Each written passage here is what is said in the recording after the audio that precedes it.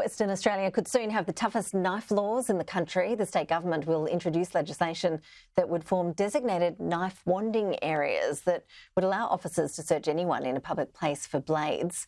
Joining us live now is criminologist Terry Goldsworthy. Terry, appreciate your time. Thank you. In light of the spate of knife attacks we've seen around the country, do you think these new laws are necessary? Well, I think the new laws are good. I mean, they replicate other laws we've had in Queensland, etc., and some other states. So what we see is two issues here. One is the use of knives and edged weapons in offences and the possession of knives and edged weapons in public.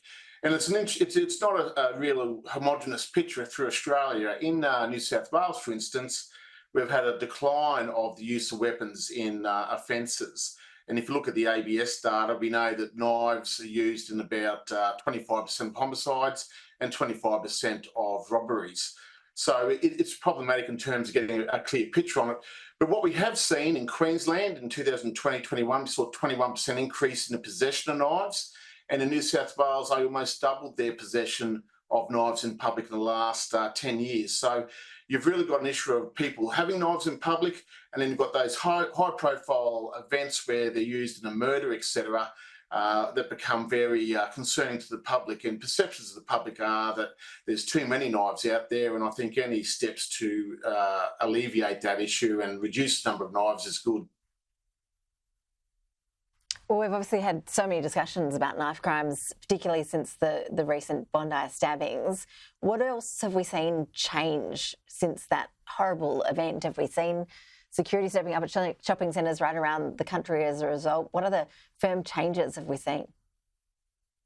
Yeah, look, I mean, I think we're more vigilant now. And certainly the shopping centres, I'd imagine, throughout Australia would have been reviewing their security protocols and what they do when we have what we call an active armed offender, which is what that incident was. And look, the police response there was quite quick.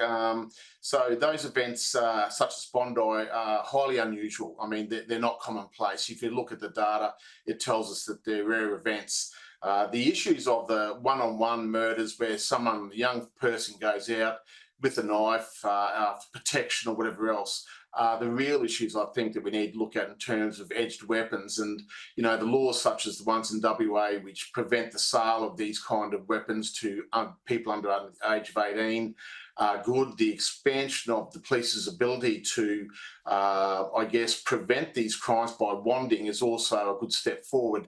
You know, you're probably going to be hard to stop offences like Bondi. They're very difficult. I mean, it's how you react to those in terms of limiting the harm that's the important thing. Yeah, it sounds like authorities are pretty keen to get the message through that carrying a knife is not a decent excuse when it comes to the issue of self-defence, that's just not good enough. And the police, when they do these wanding exercises, aren't going to be giving that a pass in terms of letting people off.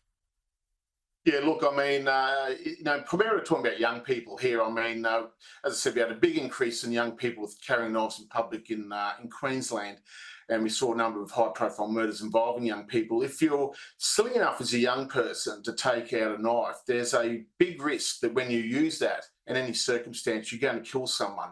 And we know that young people, particularly young males, their risk decision-making processes aren't fully developed at that young teenage years.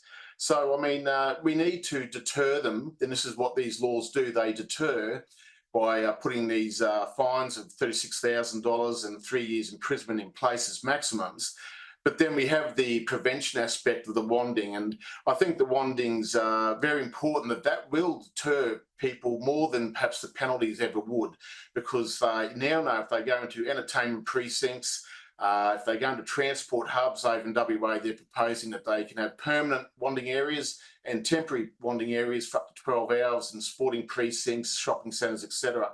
Young people will learn very quickly that the police won't need a reason to wand them. And I mean, that's probably the big thing. There's no reasonable suspicion required here for police to do a non-invasive wand of you once you're in one of those knife wanding areas. And that really makes the potential of being intercepted with that weapon much higher for a person intending to take it out in public. Dr. Terry Goldsworthy, appreciate your insights. Thank you.